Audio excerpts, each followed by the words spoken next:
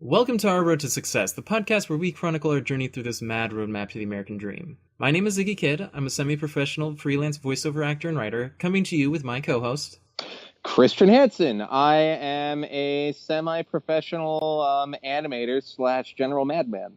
Yeah, and we have so much fun going already with such technical difficulties. Oh, Boy. yes, definitely. We spent the past almost 45 minutes fiddling with this program here that was not working at all. Yeah. Many test podcasts of me singing songs about penises have been lost. Yeah, one is still safe, so we'll release that to the general public in due time. Oh boy, I cannot wait for that one to be released. So I just suddenly drew a blank there. Yeah, you did. That's bizarre. I had something in mind.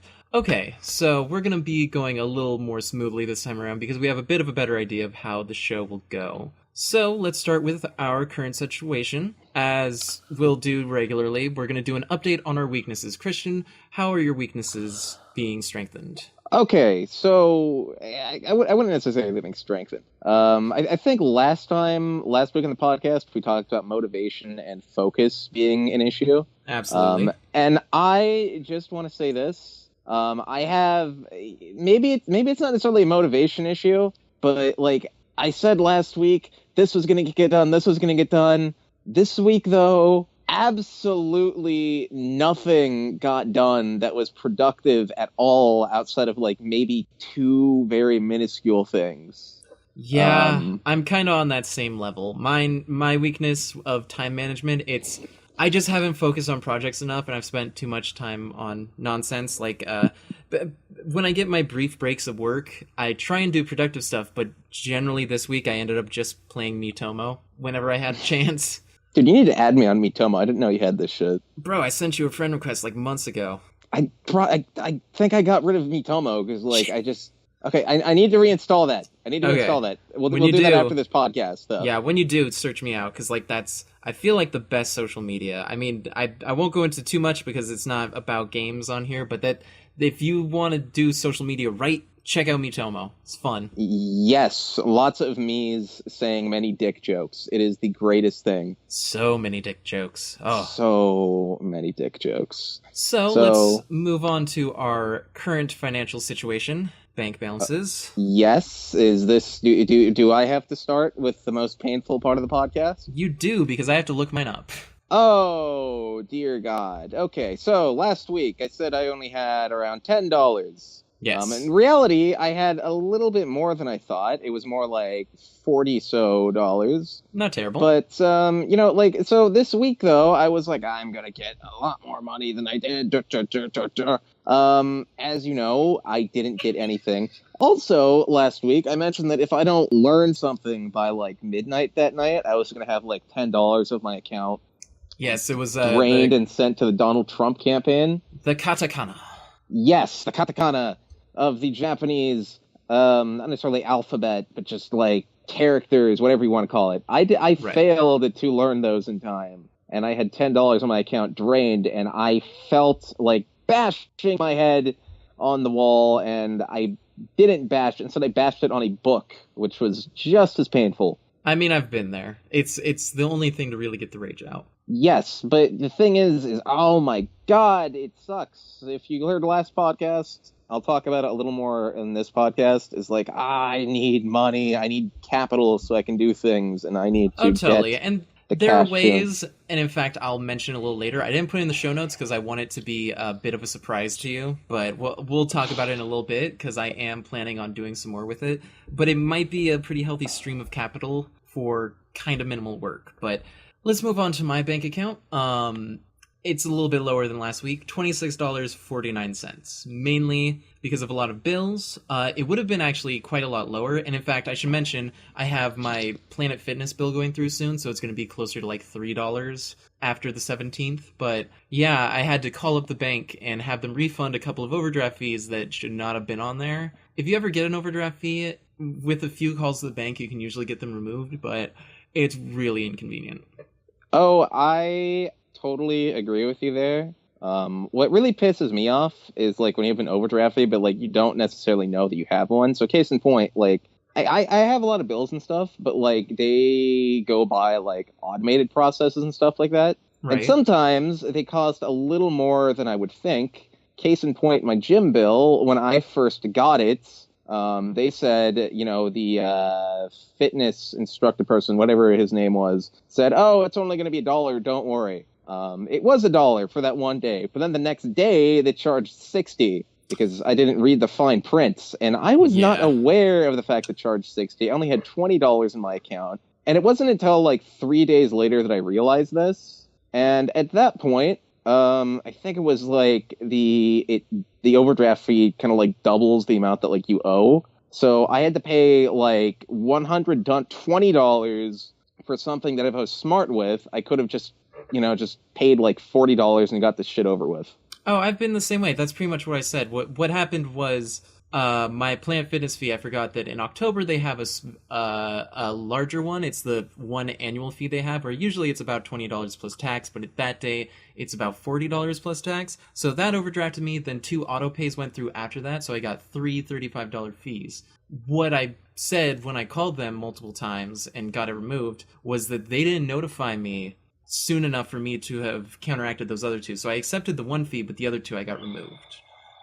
I would have liked to have gotten Uh, them all removed because it's kind of fraudulent for them to do that to begin with, but because it's a standard, not much you can really do about it. See, I had no clue that you could even like call them up and like tell them to get rid of it. I thought that they'd give you like they'd be all just like tough shit, pay the bill. They try it first, but if you try, it usually takes a couple tries. But yeah, and generally, like how many times you've had to do it before, they keep track of that. So they'll you want to make sure there's enough time between each time it happens that they won't get like suspicious to think you're scamming them, which you're not. You're just getting the money that they shouldn't be taking back. And I understand a bank is a business and all that, but overdraft fees are ridiculous because if I don't have the money right then, I'm not going to have it when you make it cost more. It's so dumb. It is so dumb. But that's just part of the way they get money.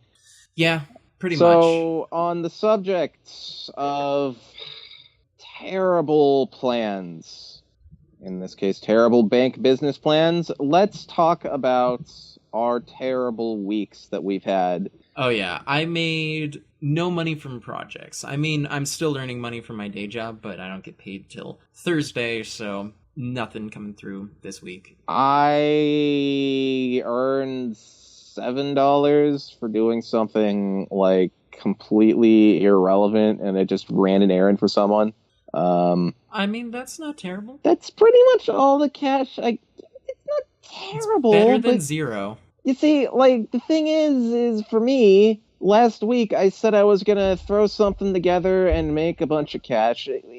Listeners, if you want to know something kind of bizarre, it may be scary, maybe lazy, maybe shocking. Like if you ever go online and like you see all these things of like these people selling these like sales systems or selling these like just how to generate 1,000 leads in like a day, and they like sell these things for like $50, $60.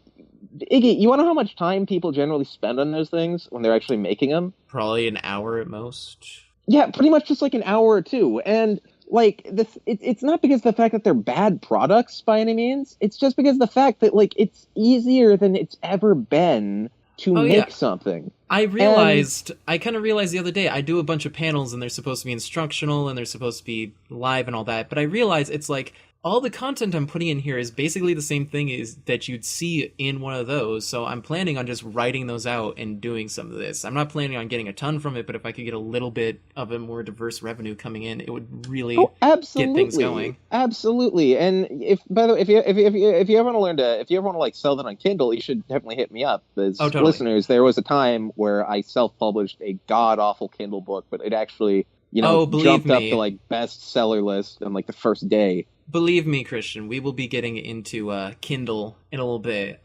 Please do not.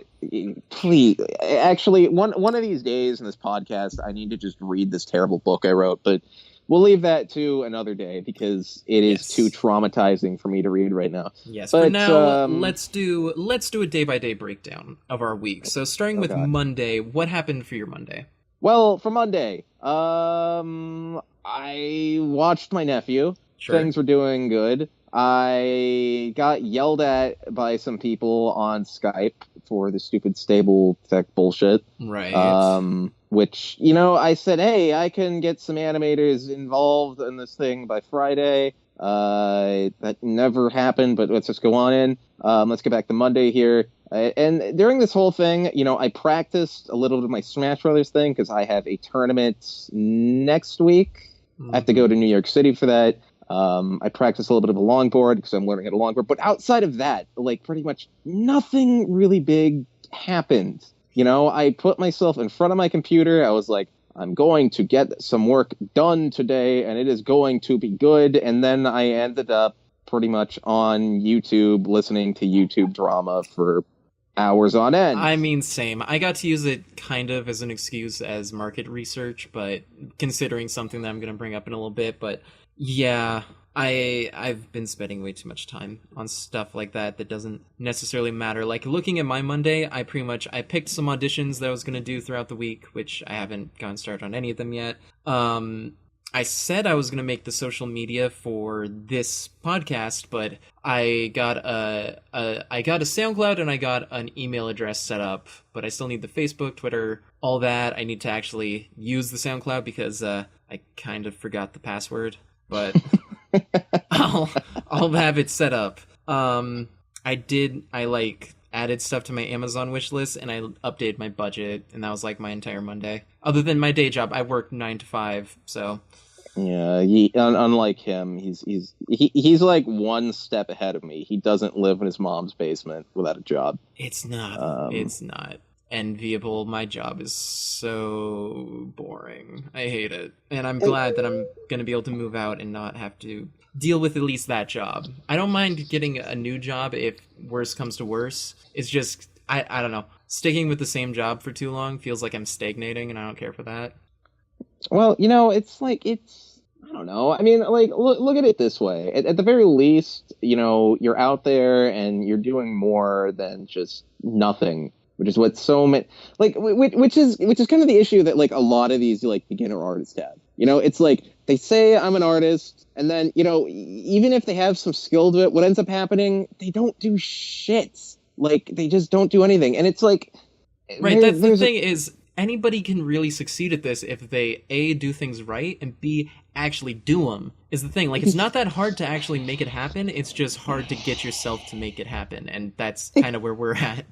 Exactly, it sucks, like, you know, listeners, I think last week I mentioned the fact that, you know, for, like, the past 2 or 3 years, I've been having, like, hardcore depression and shit, and yeah, I have, but the thing is, it's not an excuse. Like, not really. do you think the world gives a shit that you have, like, depression and shit? Like, I know it sounds so hard. I'm in the same boat. Like, it saps your energy. It makes things a lot more difficult, but you still have to kind of get through things. Yeah, you do. Otherwise, it's like, get the fuck out of the way. Let someone who, like, can actually have this shit happen. Like, it's kind of like, you know, what I said about last week, where, you know, you have people who want to do things, you have people who are going to do things. You know, if you're going to do things and you can't do it because you have depression, like, get the fucking help, which I finally did this week. And for the first time in, like, years, I feel like I can do things. It's just now I have this issue where I am so insanely easily distracted by all of the bullshit that is, like, stupid, like, everything. Like, I mean, that's kind of the bane of this kind of thing. I think, I mean, much as I don't really care for the movie that much, but shoot, what was it? It was like the second movie after You and Me and Everyone We Know. The same creators made that. It was something about this woman who wanted to become famous online, and they really nailed what it's like to try and work in this environment where it's really easy to get distracted when you're trying to get work done. So there's just so much entertainment, and you do want to see it all because it will help inform your art, but at the same time, you have to be able to focus on your art while also absorbing it. You know, there's an interesting podcast out there that if you're listening to this, you might actually enjoy. It's called the Unmistakable Creative Podcast. It's this guy, his name's Srini Rao. He goes on and, like, he interviews, you know, business people, famous artists, etc. And, you know, they had this one episode where, you know, they talked about, you know, actually being productive, or as Srini put it, you know, just sitting on your butt all day reading, you know, books about productivity, which he called productivity porn.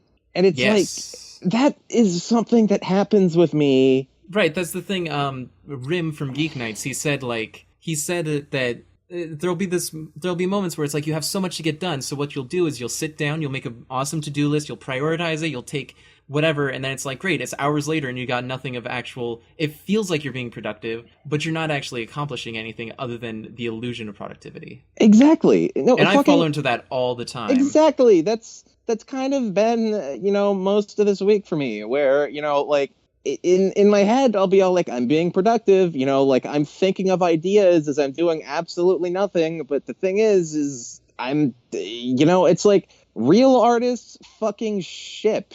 Exactly. And if I'm just sitting here doing sure, fine, there is a time and place to do nothing, but like when you need to get something out quickly, that is not what you fucking do. You get on, you fucking work and you get this shit out. And that is something I've not been doing. And I feel like, oh God. I mean, I'm right there with you. And I feel that most artists are, honestly, most people in a creative field, like, they have that point, especially towards the start when everything's discouraging. Even if you make money, it's so low that it feels like it won't be worth it. But you got to kind of look at it as a evolving process where it's not so much what you're making right now as what you're setting up to make later. Exactly. And it's listeners, I gotta say this, like, this is insanely painful for like me to just like admit or say, but I am so glad that this podcast exists, because for fucking losers like me, for people who are just like, oh my God, I'm being productive. You want to know the number one thing these people do?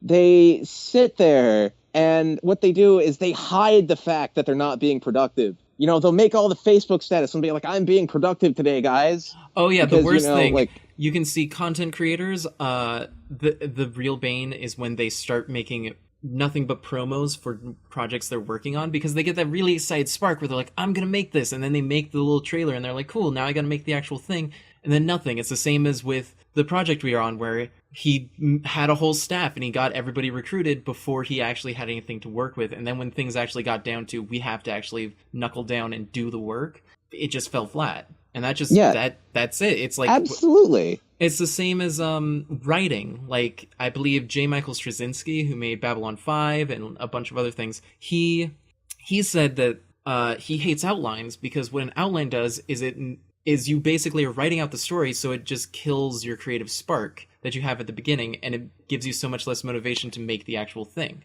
A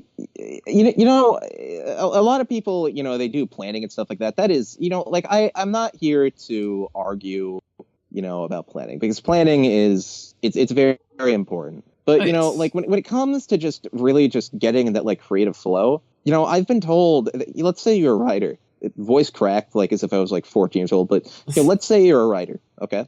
I've been told that the best thing you could possibly do isn't to plan out, isn't to, get like, it's just to literally sit there and just write. Like, right. It doesn't even matter if it's good, just freaking write. It doesn't even matter if it's like goddamn. Yeah, you can like, fix it later. fiction. You have to have something to fix. Yeah, exactly. Just write whatever's going off in your mind. Like, even if you're writing about some like freaking political event, and for God knows why you're thinking about like Sonic the Hedgehog, and you manage to slap that in there, just fucking write. Oh, bro, that sounds like a move my brother would do. He was a valedictorian at his high school, so when he graduated, his speech was all about comparing himself to the magical world of a boy named Harry Potter. My brother is fucking awesome like that. Holy shit. He's a weird dude. He wears socks and sandals all the time because his toes are just constantly ingrown. 10th grade of high school, he decided, I'm going to start learning guitar. He played 10 hours a day, every day, to the point that he got a full ride to Cornish, which he could have gotten a full ride to Juilliard, but he didn't like their academics. That's what my brother is. He is the person that I strive to be, because he just made it fucking happen. That is fucking awesome. Oh, I think you'd love my brother. God, that guy's pretty cool. He's pretty great. So, anyway. Tuesday. What was your Tuesday? I think I already kind of like went over most of it. I mean, like, pretty much all that happened is, like, I'd text people, I'd watch my nephew, I'd get like a little bit of practice in like Smash Brothers and stuff, and maybe like a little bit of like, practice my longboard, but like outside of that, like fucking Very little. I mean, I came up with some ideas that were like really cool, and I did write those down. But like outside of that, pretty much nothing got done. Outside Yeah. of like me, just that's pretty much been my week. So I'm I just gonna mean, say, how about you go do your day by day thing here? yeah, on Tuesday I pretty much I like called my job about uniform stuff. I cleaned. I called the bank like I was talking about.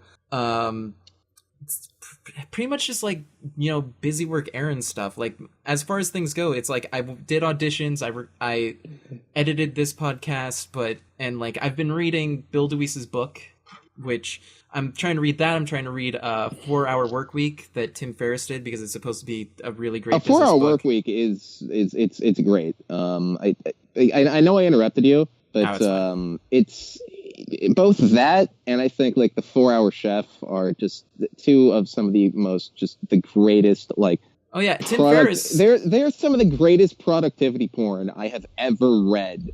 Oh, totally. I mean, it's good if you already have something. Don't like go to that to figure out how to start something. If you should go to that later after you have things established to kind of become more efficient, but you should apply that to something you already have. Trying to create something from that just gets you into this well of like it has to be done like this and this and this and this, and then it's like just do it Yeah, first. Tim Ferriss actually he has a podcast which is pretty great where he'll just talk on his own about a lot of different things, but then he also has had like entrepreneurs on. He had Mike Rowe from Dirty Jobs on, which was a great episode. He's had shoot, I can't remember any others off the top of my head, but he's had several people. I mean, he's had you mentioned Mike Rowe. He's had the guy who was in Super Size Me. He's had my yeah, personal favorite YouTuber Casey Neistat on there. oh really? Yep, Sweet. I love that one. What else Morgan does he Spurlock. have? Morgan Spurlock did. Morgan Spurlock, that was his name. He's Yes. done ones where he's just like read readings like he thought were really interesting. Yeah. I like that he understands where people are coming from with that. Oh yeah, It's like oh he yeah. understands what people want to see, and he also like. I mean, his methods. They look like they work. Like if you watched, he has a show now. I've only seen a couple episodes. I think the third one was on language learning, but his method for learning makes a ton of sense because if you look at it, the majority of what you're going to learn about something is going to be in that beginner phase where there's like 20% of it, like a fifth of what you're going to learn overall encompasses like 80% of what you do. The rest is fine tuning. So the trick to learning something, you got to just get that first fifth and you got to figure out what that is and you got to break it down as simply as you can, learn that to learn the basics, and then just like enhance it from there if you'd want to, but otherwise you have that basic skill, and that's a lot more than a lot of people would have. It can help you in tons of different aspects. Absolutely. It is, like if you're listening to this and like you've never heard of Tim Ferriss, I highly recommend you just go to his site. I think his website's like the 4hourworkweek.com or some shit. Something like But that. it's like it also like because the 4 Hour Work Week's so like old, it's like you can just go to your library. I'm 99% certain they'll have it, and just pick it up and Oh read yeah, it. I mean, if at not, worst there'll be a long hold line, but you'll get it eventually. just go read a fucking summary of it. I mean, it's like it's pretty much to summarize the 4 Hour Work Week. It's pretty much just analyze what exactly needs to be done. Do kind of like not necessarily like bare minimum, but definitely focus a lot on like what is required as opposed to like what's just fluff. Yeah, the main hurdle to learning is just figuring out how to do that. Just figuring out what actually you need and what just is something they'll be fine tuning to make it give it more finesse later. Oh yeah. Oh yeah. So anyway, I'll stop rambling about Tim Ferriss. Even Yeah, though, I mean, like, pretty much, other than those things, my week has been not much. Like, I've been reading a lot, but like I said, I just haven't managed my time very well. I should be working on stuff a lot more. And in fact, what I set back up was Don't Break the Chain, which is, it's a pretty simple method, but basically you just get a calendar or something, or in my case, I have an app called My Chain, and it's just you set it up for whatever it is you want to do, like voiceover, music, writing, and you do one thing of that a day, just one thing that relates to that, and then you mark it down. And if you're doing like a little thing a day, even just like a tiny sketch, a little doodle, it's like if you do that every day, 365 days a year, you'll improve no matter what eventually. yeah, actually, I've heard of Don't Break the Chain. I should try that because well, I actually, mean, I've done it a few times, and I've ended up falling off because I end up generally getting more focused on the work and just kind of ignoring the chain because it just becomes kind of superficial and redundant to that point, but I mean, I know a lot of people it's effective for. It's just one of many methods that can help you with productivity. Oh, actually, on the subject of work, since it seems like both our weeks have been pretty much like nothing gets done. Oh yeah, let's move on to the project updates. You have Yes. plenty to talk about with Stable Tech. Yes, and I don't want to talk bad. Like, I don't want to talk too bad because of the fact that a lot of these people here, like, as much as like I love to complain about it in private, they're not bad people. They're really not bad people. The issue is that there are little to no animators at all, period. I think I made this clear on the last week's podcast, did I? Yeah, pretty much. Okay, well, so I remember saying that, like, I'm going to get animators from the book on, and we're going to do this.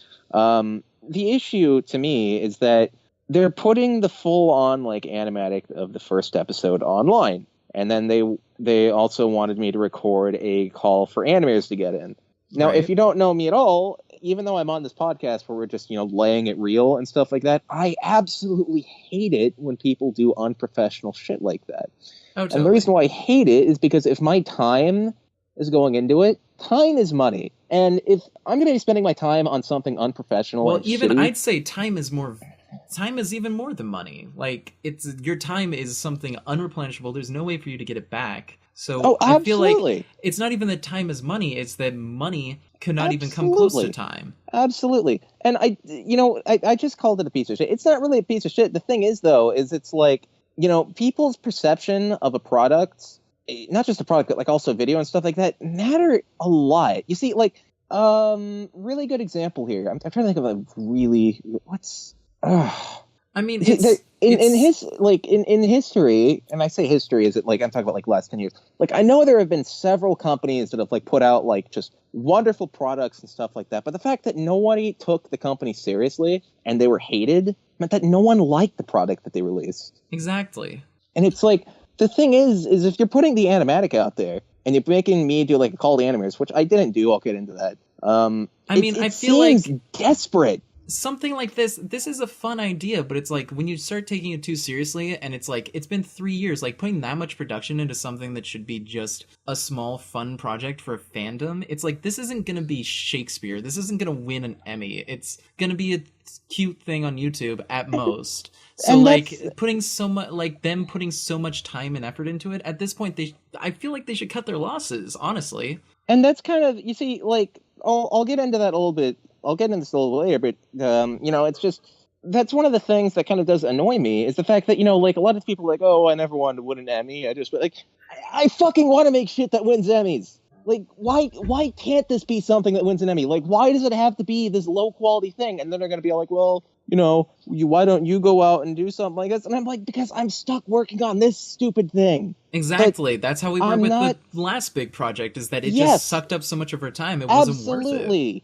Absolutely. So the last big project that me and him were on really ticked me off because I had so many professional like gigs and shit lined up that I could have actually done that were 20 times better and better than this. But what ended up happening is I was under the impression that this thing that we were working on was this godlike thing, and I wasn't getting paid for it, but I worked like days. Like, I worked every goddamn day on this, just trying to get like this practice so I could get this just pristine and just beautiful animation that, like, you could actually look at it. It didn't look like, just something that was pastel and lifeless. It looked like it was literally breathing, as in like you could see like muscle twitches and shit. And it's like, the thing is like I lost my fucking mind working on that. Like eventually my family began to think I was like insane and was going to just kill everyone. There are several like I'm not going to name who, but there's been several families that tell me like, Christian, you need to be like locked up and living in a fucking insane asylum. Jesus. For fuck's sake. And it's like,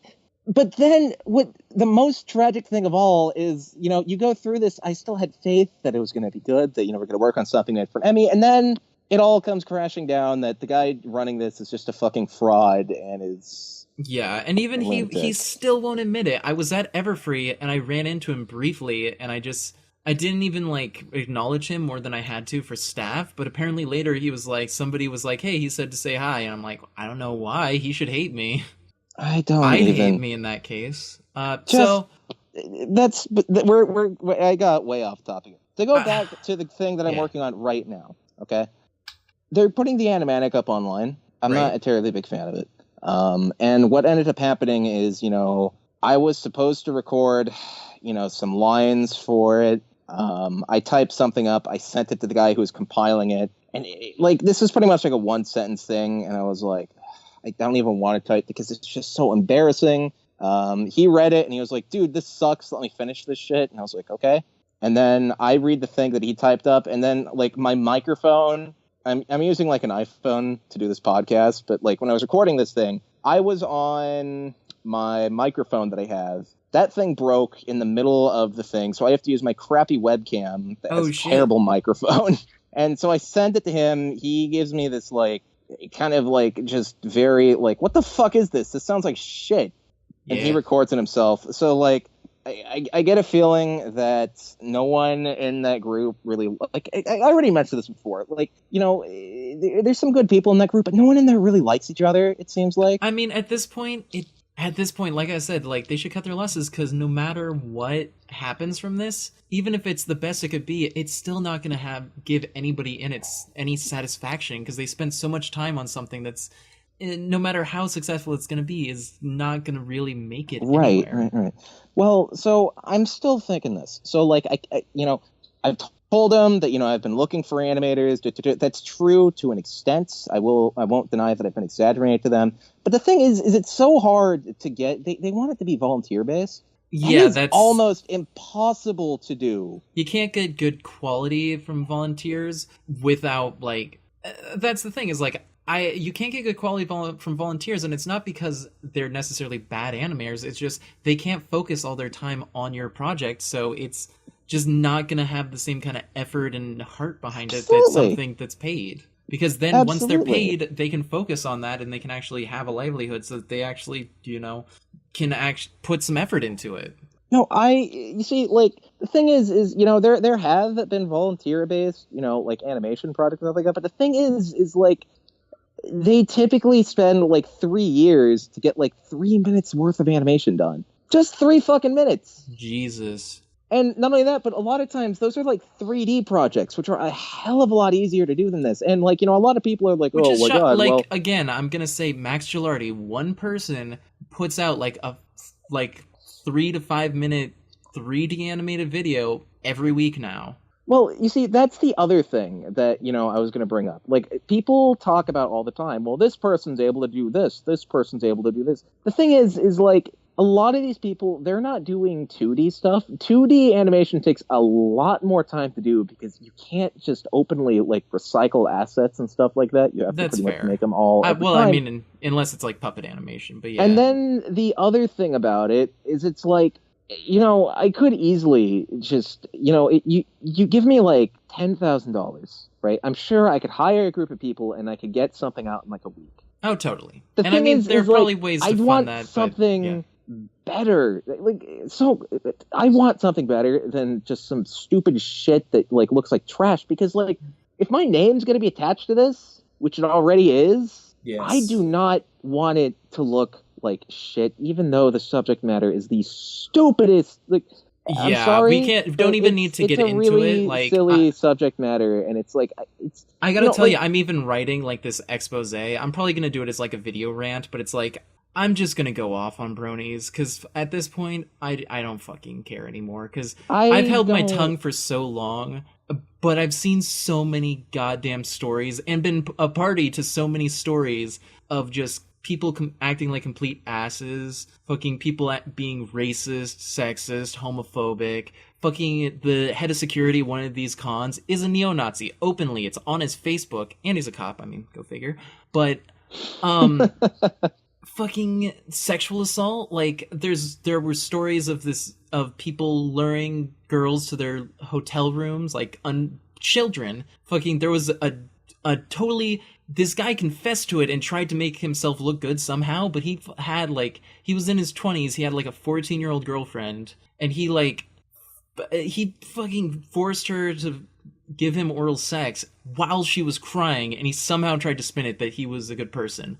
And people when fucking was defended this? him. I'd say probably 2012. So like towards the height. Okay. So he All had right. popularity, so people tried to defend him somehow.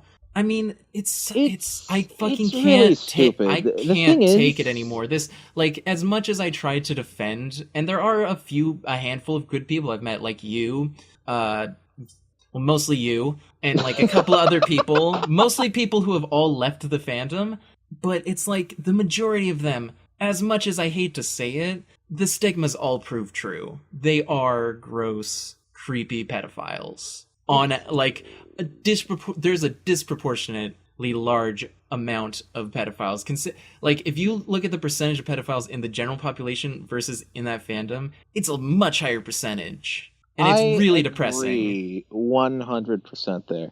And, it's for me though. It's like I just want to get at the very least one thing completed this, because the thing is like I've completed things in the past, but those have usually been like promos and like Right. maybe little bitty commercials for small scale things. This would be probably the first somewhat large, and I say large scale as in like 1,000 people probably maximum will see it.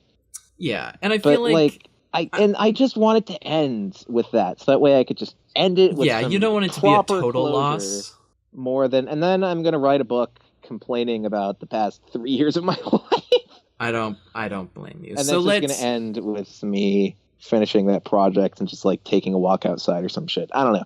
yeah, let's move to Hunter's Moon, which is something good that we're pulling out of this fandom and all of this. And let's talk about a choice we made kind of recently. It's going to be possibly a musical now. We're not certain. We're kind of vetting it as that, but I mean, it was originally going to be a musical because it was supposed to be sort of reminiscent of the earlier like Disney Renaissance kind of musical animated films. And as I was writing it, I realized like there were spots where I could convey things a lot better through a song. Like there's a lot more story progression and character development that I could be doing through a song rather than this long drawn out scene of dialogue that's not quite as interesting. Yes, and it's also on top of it, the original product that's just kind of, just branched off of was supposed to be a musical. It's Right, just because it was originally a My Little Pony project. the original project that's branched off of was terrible, and it was garbage. The thing is like there was like apparently there's like musical segments in it, but there's only like two, and I mean, the whole thing was a mess. There were gonna be a few, but like I didn't know how they would connect. They'd be kind of shoehorned. That's the main thing I'm wanting to do with this, and it's gonna be the deciding factor. Is if any of the songs feel shoehorned, I'm gonna throw them out, and because I want them to flow naturally into the story so that it doesn't feel like I'm just forcing them for the sake of being a musical. Oh, So absolutely. And that's going to be the deciding factor, really. Like I remember when he brought up making this a musical, I was like a little bit concerned because like even though I guess he's the writer of this, it's like, when I first see, like I'm the one who pitched the idea to him to make it about, just science fiction, kind of like in the future kind of thing. And like I don't know any musical that takes place on like a post-apocalyptic planet. Nothing that's ever been all that popular, and if it has been more popular, it's definitely been very stylized. So this is going to be a little bit starker. And then it's also really hard to do. I mean, because here's the thing that I keep trying to get him to do is like I keep saying, like let's just get like a script going, then we get an animatic out, then we can watch it, and then we can see if it's any good. The thing is though, is like that works really well for movies and stuff that don't have musical segments. But the thing is, you had musical segments in it. It like you have to take the time and actually like write a decent song and then put it in there. And then what makes it really bad is if you've had an animatic. And you might spend a lot of time with the song, but if the general movie sucks because like the songs just don't fit in with it, it's like it's not like traditional things where like you have just like a rough movie, you could just cut it out and like put something else in, like lickety split. With this, you have to like go back and like rewrite the entire freaking song or plot line. Right. God knows why. It has to fit, and I'm working it out right now. There is a chance that we will go without that, depending on how it all works out. And for now, I am just focusing on the script, but being primarily a lyricist over generally a screenwriter, although most of my experience in writing has been writing screenplays, I think this would be my 5th or so. I've not finished any thinking about it, but this, I mean... I'm focusing really hard on this. It's gonna happen. It's just a matter of You know what? knuckling down and doing it. A post-apocalyptic musical would be the coolest thing ever. And Yeah, better than a post-apocalyptic My Little Pony story. oh God, seriously, no, I agree with you there. I agree with you there. Okay, with that, a quick update on the Magic of the Cinema, the board game I'm making. I'm making progress on it. I'm actually drafting the rules. I'm still kind of focusing on some of the mechanics. I'm thinking it's going to be more of a coin flipping mechanic than anything. I want something that's got a little bit of spectacle while still being pretty, dirt simple, so people don't get too confused. And I'm kind of working out the visual design, mainly in how the pieces and everything, like the layout visually is going to be on everything. So yeah, more progress being made on that. I mean, that's definitely like a secondary thing, and it's going to be a long time before I finish it because I'm definitely not putting any hard focus on it, but it's definitely fun. So I'm going to as long as it's updating. fun, who cares? Just yeah. It's plus like you compare like you said you want to do it on like Kickstarter, Indiegogo or something. I was thinking that, but actually I've been looking at it, and I was actually listening to the Mega 64 podcast, I believe, and they were talking about how if you look at they were talking about Pokemon Go, and Pokemon Go was originally Ingress. It's just Ingress, which is what Niantic made, and Ingress was a really cool idea, and it was this AR thing that used GPS and all that, and the thing is, nobody cared about it because it's this original product. There was no marketing, they had no real resources in terms of marketing and promotion, and then they sold it to Nintendo, and Nintendo made it huge. They put their Pokemon label on it. They had all of these channels of marketing and all of this experience and all of these resources. Same with Siri. If you look at Siri was not originally owned by Apple. It was something that was made separately, and then Apple bought it, and they made it a thing. So I'm thinking I'm probably just going to try and pitch it to be published by an actual board game publisher. Probably Days of Wonder, who made Ticket to Ride and Small World. I think that it's kind of in their wheelhouse. I'm going to interject for a second here. Niantic actually, Nintendo didn't actually make Pokemon Go. Right. Nor did they ever sell to Ingress. What happened is the company that made Ingress, they desperately wanted a new project to work on. And what happened is around the time they're kind of looking for a new project, Google did an April Fool's Day joke with Nintendo to go out and catch Pokemon on Google Maps. Right, I remember. And they thought that was the coolest thing ever. They're like, "Damn, this is so cool." And at the same time, Google was having a huge corporate restructuring, so the company that made Ingress they were becoming Alphabet.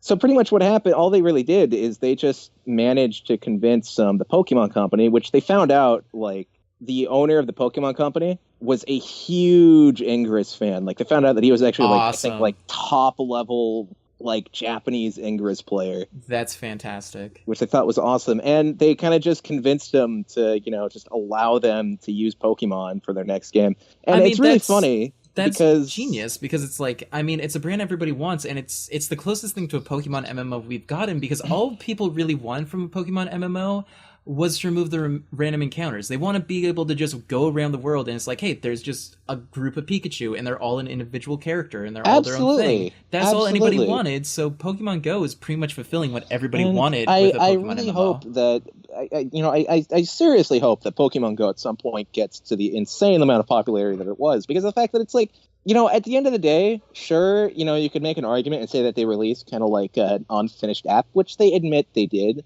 But it's only going to take maybe an update or two for them to just build up that insane amount of hype. I don't know if you guys actually played Pokemon Go the weekend it was released. I mean, I didn't bother because server issues. Here's the thing is that it was actually explained on Geek Nights because they actually work in the game industry, and they said there's no reason for a company to actually do that because they've seen that the cost testing their servers even with the server crashes, it has no quantifiable negative effect on the actual it has no quantifiable negative effect on numbers. The same amount of people are going to play it, and everybody thinks oh, you're going to lose a bunch of people. They don't, is the thing. So it's really, there's no reason for them to test it because it's a ton of money and resources that in the end is kind of ineffectual because they end up with the same amount of players at the end regardless. That's true. So I mean, when a lot of people, there's all these articles out there talking about how Pokemon Go is dead, no one cares about it anymore.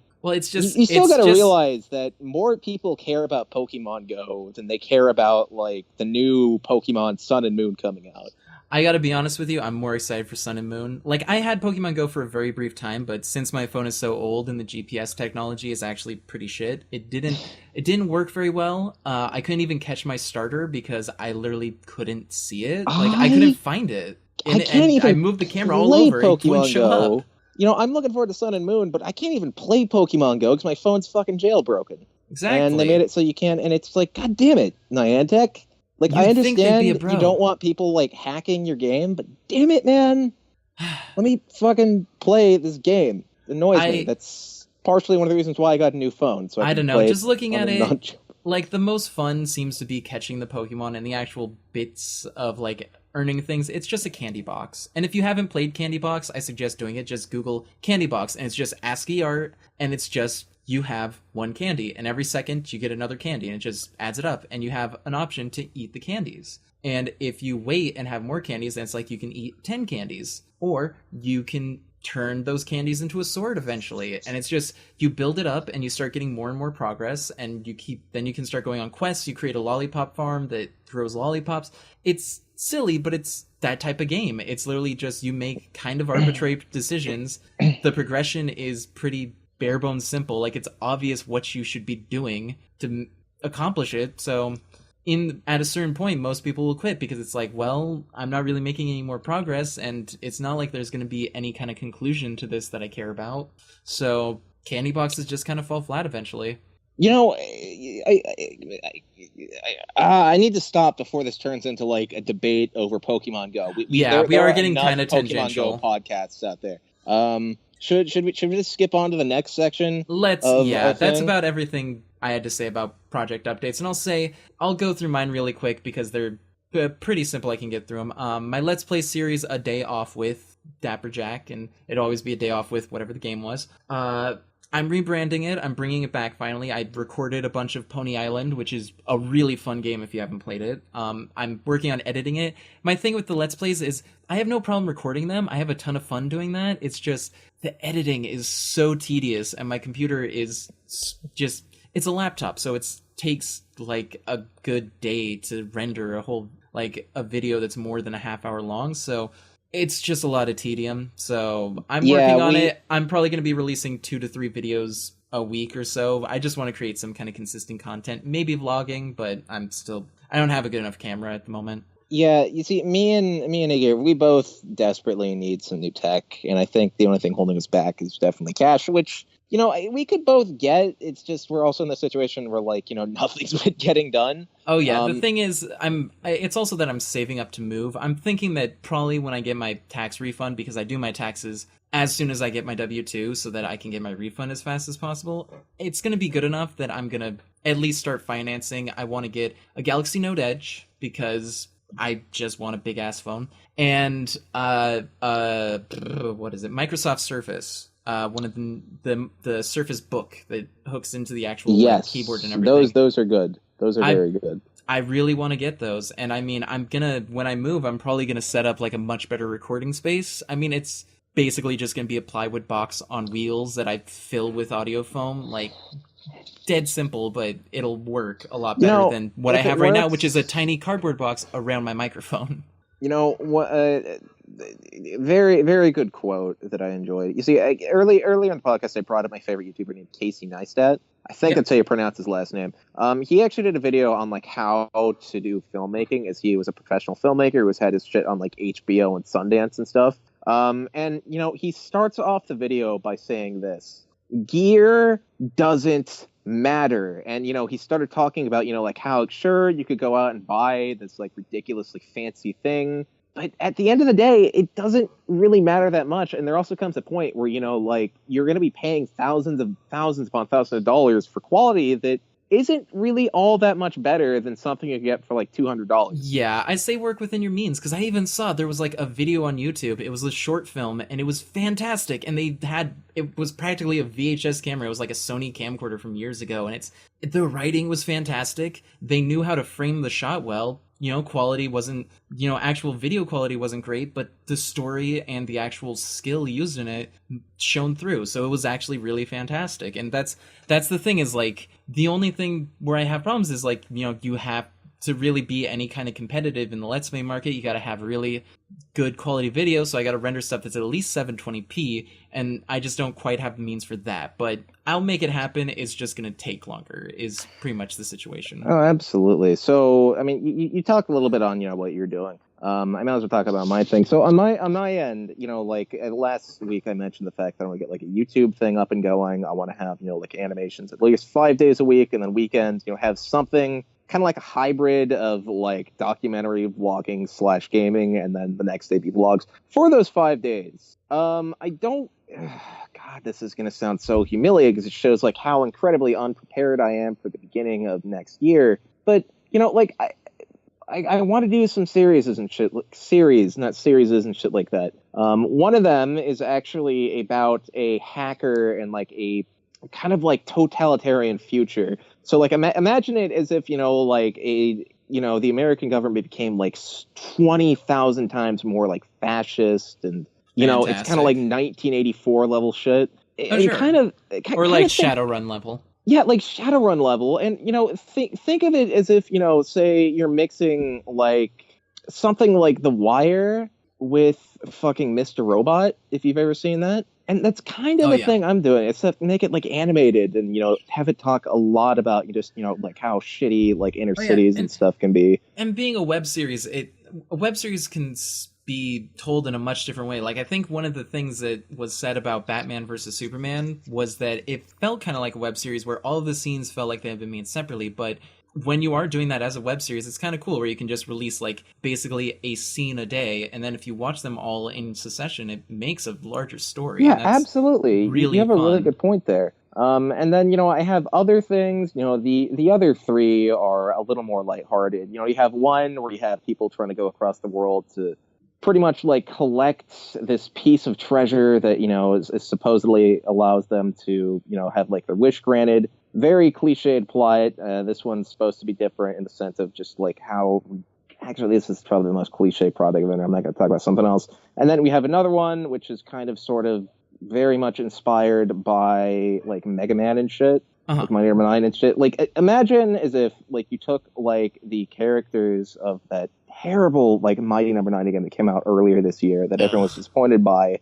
Except, like, you did it right, because the thing is there were actually some decent character designs in that, and I think the character designs isn't as much what people are going against. It's it's actual like, game design was terrible. There, and, what blew me away is, like, he's not a bad, he's not a bad designer at this. It's just, like, it's kind of as if, like, you took this very childish, but, like, really cool idea from, like, something that felt like it's from like an 80s anime, and then like you just didn't necessarily do it right.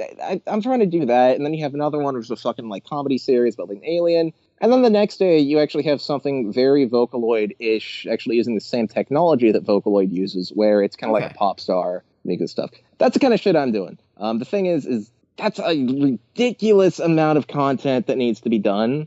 Yeah, and I mentioned the fact that I want to use like motion capture and shit to just be able to pull this off. The thing is I need to get the money to buy the motion capture shit. So there's actually a really, really, really good piece of hardware that I looked at that I actually got a chance to mess around with sometime last year. It's done by this company called Perception Neuron, and what they do is it's kind of like a motion capture suit, except instead of you having like these little green or yellow balls or whatever just taped to your body that are filmed by cameras, what it is it's you put it on, it's sensors that are like literally all connected via Bluetooth. Oh, so it's like it doesn't have to see you visually, so you don't necessarily need like a big studio space, you just need a small clear space. Yeah, you just need a small space. And then what's really cool about it, because they're all sensors, it's you could also put it on like fucking animals and shit. And like get the movement from that. And it's like, I think I remember seeing like a guy like somehow managed to put it on a fucking fish and like get the fish's movement. Oh shit, that sounds fantastic. Which I don't know if that's animal abuse or not, but it was definitely something. I don't know. That's not my area of expertise. So it sounds like you're definitely getting some stuff really set through. And like I was going to talk about a somewhat lucrative niche market that I stumbled upon. I might actually have to save that for next week because we're running a little far we on just time. realized we talked too much about Pokemon. Damn it. Yeah, we get a little too deep into the actual. We just think a little too much, I think, is the problem, and we have too many ideas. Yes. So actually, listeners, how about this next week? I'll see if like and maybe you can hear we can like actually spend more time just preparing before we do this podcast. Well, yeah, probably. We did more preparing than we did last week, and I think it shows because there's a lot less awkward silent moments. Oh, absolutely. And I mean, you can edit out the awkward silence pretty easy with Audacity. Audacity is a free program. I would not use it to record. You should have Pro Tools or Audition to record, but there is an effect in Audacity that I always use. I will export my stuff from Audition, put it through that, and then go back into Audition to finish editing. Truncate silence. Apply it to the whole thing. It removes all little silences. If there's a silence longer than a certain amount, it'll reduce it by a certain percent. And that makes everything sound like it just flows so much nicer and it feels so much more lively. I was going to make a joke about, you being sponsored by Audacity. And then like you talked about the worst parts of Audacity and I was like, nope, you're not sponsored. Yep. Plus it's free. It's a free program. So they don't it's a free program. Revenue. Who cares? So yeah, I'll run through my last two things really quick. I'm working on a new character demo. It's a little overdue. I try and do one every year, but I didn't get one done in 2015. And it's getting close to 2017 now, but I plan to do that by the end of the quarter, which would be the end of the year, December 31st. And in fact, honestly, you know what, scratch that. I'm going to have it done by the show next week. At the very least, it'll be in the editing phase by the time we record the show next Saturday, because all I have to do is write it out. It's like a minute to a minute and a half long. It's not going to take that long to do, so I'll have it done by then. The other thing I'm doing is there's someone we knew from that old project. He was going to be our Spike the Dragon voice. And in fact, he's a great performer is the thing, but he's not great at marketing himself. He doesn't really understand SEO at all. Like literally he plugged his Patreon on Facebook without actually putting a link to it. Oh god. So what I'm going to be doing, his name is Mr. Cake Dragon Man. He's on YouTube. He has a decent following. He's got about 2,800 subscribers. I'm going to be working with him later today or tomorrow, sometime this weekend. I'm going to be sitting him down and we're going to discuss it. And I'll basically be a marketing consultant for him and try and get him to a spot where he can have a good branding. He can understand his image. He can understand how to promote himself effectively. And right now, he's trying to get his Patreon. His Patreon's at about $34 per video. By the end of the year, by the end of the quarter, he wants to have $100 per video, which is totally doable. He's already a third of the way there. He's already mildly popular. With the proper marketing, I feel that I can definitely get him there. And I'm very confident that by the end of the quarter, he will be there, if not farther. So that's what I'm focusing on. That is actually a wonderful goal. And as you're talking about business and stuff like that, since in like the show listing here, I pretty much only had like one more thing to say anyway. And I guess since it's my turn to talk now as well, go for it. As far as like my business and stuff goes, it's the last thing I'll say. Because the fact that I kept saying, I'm going to make a lot of money this week, and I never did anything. I didn't do shit. In fact, I should have been like out there doing something really cool this weekend. Never happened. Why? Because I decided to slack off. But you see, and I know there's going to be a lot of people in here who are listening, like, why should I look, oh, this stupid basement dwelling idiot knows how to sell what the, that's such a lie. But you see, as they say that, like, you want to know something interesting about sales that I'm going to tell you right now? Yeah. And also really like life in general. I'm sure you've seen The Wolf of Wall Street, yes? Oh, absolutely. Okay, so one of the interesting things that Jordan Belfort actually told his sales team is, quote, the sale begins when they say no. Exactly. So I read a business book. It was about cold calling. And what it said is that you're going to hear no a lot, no matter what, because this is a generalization, but generally there's three kinds of people. There's someone who's totally down for it. They're going to say yes, no matter what. You don't even need to sell them. As soon as they know that you have whatever you're selling, they're going to be like, yeah, definitely give it to me. There's people who are going to be steadfast no. They don't want it, no matter what. Like, these are about all even. It's just no. Like, a third of people are just going to be no matter what you do. You can't change them. And then the last third are people who are on the fence. And the mark of a good salesman is getting those people off the fence. That's Yes. what you need, because Absolutely. you need to be able to recognize when the no is going to be steadfast and unmoving so that you can don't waste your time with them. And you need to be able to get people who are on the fence or who seem like they're going to stick with no to move their way back to yes. Because some people will say no over and over again, and you just got to look at that as they just don't understand what you have to offer. And once you explain it the right way, once you sell it, they're going to want it. Absolutely. I just realized that sounded mildly rapey, but this is business. That's kind of par for the course. That actually is kind of par for the course. I mean, it's also on the subject, because I was talking about Jordan Belfort. You know, he would actually like tell people like they're either they're either going to buy or they're going to fucking deserve to die and shit like that. So it's like, shit, I need to watch that again. That movie's awesome. And the movie is great. The movie's fucking great. Although if you want to read something really screwed up, go actually read the books he wrote on the subject, which many of the lines in the movie are actually taken directly from the book, or directly taken from Jordan's own Fripplin words. You know, mild tangent, and I might end up editing this out for time, but you know who inspired him to make the book? Who? Tommy Chong. Seriously? Yeah, they were in jail together, and Tommy Chong goes to jail a lot because he smokes a lot of pot. And so he writes books in jail, and he was doing it, and he was in the same jail as Jordan Belfort, and Jordan saw him, and he was like, what are you doing? He's like, I'm writing a book. And he's like, I should write a book. And he's like, go for it. And so Jordan went off and wrote a book, and he brought it back to Tommy. Tommy read it, and he's like, what do you think? And Tommy said, it's not good. Because he knew that Jordan Belfort is a really smart guy, and that he can do something really great. So he knew that if he told him, honestly, it's not good, he would make something good. Tommy Chong is actually a pretty brilliant guy, to be honest. Him and Cheech is actually amazing. Read all of this shit about Tommy Chong now. Oh yeah, well I saw this on Get Doug with High, I believe it was called. It's Doug Benson's podcast. So he had Kyle Kinane and Tommy Chong on, and this is Kyle Kinane barely talked because, I mean, obviously Tommy Chong, and it's a podcast where they get high and they talk about weed and stuff. So if you just find that on YouTube, it's a great podcast. He has a lot of awesome stuff to say.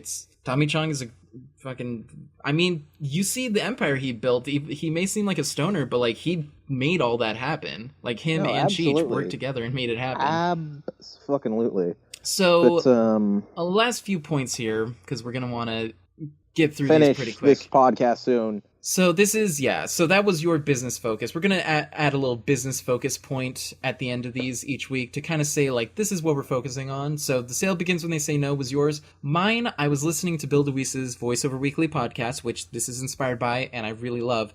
And something I noticed that he was really preaching was convenience for the client, because he had a call with a client, and everything he did put so much work. Him and his quote-unquote team, it's basically him and his daughter does all the actual like office side. Like they've done everything they can to make it as easy for the client to work with them as possible. They make the invoices super easy so that they can pay by PayPal or check. He gives them way more than they need. He does everything he can to make it easy, and that's pretty much what they say is like, you make it really easy, and what that does is it makes them want to hire you again, because the less hurdles they have to jump through, the more convenient it is for them, the more likely they're going to stick with you. It doesn't necessarily matter whether you are the best for it, but if you are what they want, if you are what makes their job easier, you're going to be the first pick. Absolutely. That's how it is with, not just like, that's one of the reasons why Apple, like obviously Apple was, very big with like hipsters and, people who are all like, I want to be the first kind of thing. But you see, like one of the biggest strengths that Apple actually had was, they focused so much on like this one personal computer, this one phone kind of thing. These one things would all be like interconnected to each other, and that enabled them to have this just ridiculously like insane convenience that, like iTunes and shit came up. iTunes like just absolutely destroyed the iPod. Right, and even looking at like every other MP3 player on the market because it was so easy. I mean, looking at iTunes, even like if you watch, I was watching the not press conference keynote that he did when he introduced the iPod, and in it he also talks about iTunes 2 and what a great year it's had, and it's like iTunes existed before the iPod, and that's a crazy thing to think that they were able to make a successful thing like that before there was really anything to facilitate what it was really great at, which is use within your iPod and within MP3 players. Absolutely. No, not. I don't disagree at all. But so let's wrap this up really quick. Let's go over our quarterly goals. I can't ramble on about iPods. Yeah, let's go over our quarterly goals here. I'll let you go first. Like I said, Mr. Cake Dragon Man, I'm gonna get his Patreon up to $100 a video. I'm gonna be dealing with that this weekend, getting it set off. I'm gonna be watching him closely to make sure that this happens because I know he's a great performer. He has plenty of potential. He just doesn't understand the business side, as we've preached. As Bill DeWeese, reading his book, that's what it preaches. Is everything I'm saying here. You need to know the business to be able to make your performance go anywhere. Yeah, I'm still here. You're cutting out a little bit, but we'll be finishing up here pretty quick. As for me as well, I'm going to be finishing the script for Hunter's Moon. It's going to be finished by the end of the quarter, which is December 31st, 2016. It's October 15th, 2016 as we record this, so I have plenty of time. I already have a good quarter of the first draft finished. It shouldn't be a problem. In fact, like I said with the character demo, have it done by the podcast next week. I'll have the first draft finished by 2 podcasts from now. So the podcast after the next one, I will have the first draft finished, and I'll be moving on to edits and proofreading and compare and contrast, all that good writing stuff that you learned in school. All right, sweet. So what's your quarterly goal? For weekly goals? Well, quarterly goals for me is obviously to get the capital needed for me to be able to do this YouTube thing, because you don't have it started at that point. Like, at the very least, I want to be able to know that I have the money and I could start it at the beginning of the year. That is really what I'm going to be shooting for. I also need to finish that. I need to finish the Super Stable Tech shit. I need to get that done. And just like, it's not the fact that I hate the people there. It's just the fact that I don't feel any passion towards the project. I don't. Like, in fact, the only reason why I'm finishing at this point is because I made a stupid contract with Iggy saying that if I don't finish this, like, I will lose 10 grand. Yep. That's how you motivate someone. And it's like, not only will I lose it, I'll lose it and I'll be sent to like some charity that I hate. I think it was like some charity that like promotes like abolishing the right of gay marriage and stuff like that. It's like something like that. It's so yeah. dumb. So those are our quarterly goals, and I have been Icky Kid. My social media, you can find me at. I'm at DapperJackery on Twitter. I'm chaotic-adorable.tumblr.com. YouTube.com/user/Iggy and the Ape. If you're listening to this, you're probably on my SoundCloud, and my Facebook is Iggy Kid. So those are all the places you can find me. Christian, your social medias? God, that's actually quite embarrassing because it was funny. There was something supposed to get done this week. I was supposed to get my social media crap up and going. Whoops. Yeah, whoops. Totally awkward time now. I think I have a Twitter. I don't think I have anything on that Twitter outside of like a joke about, like when I die, I want the DK rap blasting as my ashes are spread across the Yangtze. I didn't before, but now I do too.